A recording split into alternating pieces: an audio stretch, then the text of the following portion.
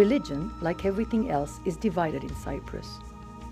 The religious leadership of the Greek and Turkish Cypriot communities had not met or talked to one another for decades.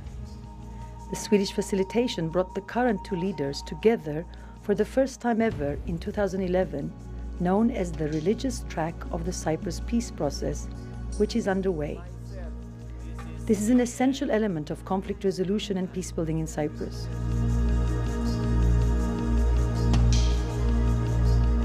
For the first time ever, Christian and Muslim youth from the Greek and Turkish Cypriot communities come together for an interreligious youth encounter for peace. They are joined by Israeli and Palestinian Jewish, Muslim and Christian youth from Jerusalem and Bethlehem. The encounter is supported by the two religious heads of the island. The 40 teenagers meet for the first time. They're filled with terrible images and horrific stereotypes of one another's community. They are curious and willing. At first, they approach each other with reluctance. The Greek and Turkish Cypriot youth talk of negative events that were never experienced by themselves, but seem part of their everyday reality transported through different interpretations of the past. Collective and yet selective memories of two intertwined communities filled with mutual mistrust, fear and insecurity, sadly divided by history. This 30 years ago was a Cypriot land. Now it's a Turkish. Well, Turkey doesn't... 30 years ago there wasn't a flag on this mountain. Well, they're right, but as long as they have the Greek flag, we're not going to take out the Turkish flag. They have the Greek flag there as well, so it's being two-faced. They are united temporarily, living and studying together in Nicosia, the divided capital of the little Mediterranean island, where destruction, division and differences have become part of its psyche and terrain for the last 6 decades.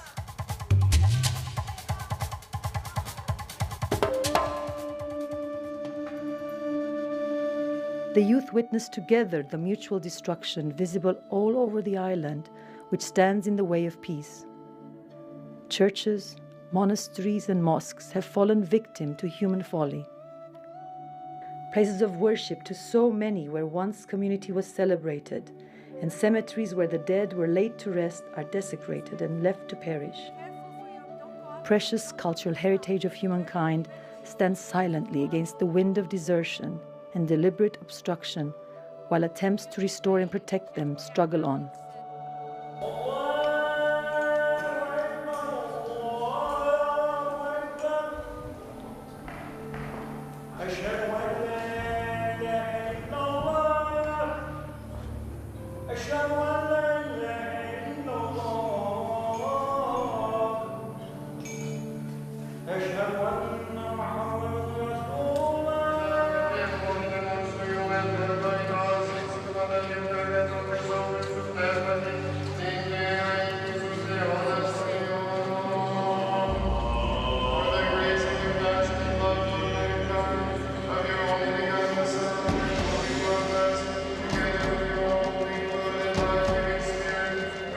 The teenagers demonstrated that no barbed wires, no twisted history, no power politics can stand between human relations. Strengthened by their faith and knowledge of each other's religious teachings, they were able to overcome decades of hatred. Giant stereotypes crumbled before their eyes like sandcastles. The interreligious youth encounter demonstrated that positive differences can be achieved in the Cyprus conflict by engaging with the faith communities of the island. If given the needed support, they can provide an alternative vision that can change the current discourse in Cyprus and bring a much-needed hope. The youth want to inspire others to join them and to give them hope that peace is not only possible, but it is also practical. It is a common history. It is something that helped everyone on this island to live together in the past. And why not in the future?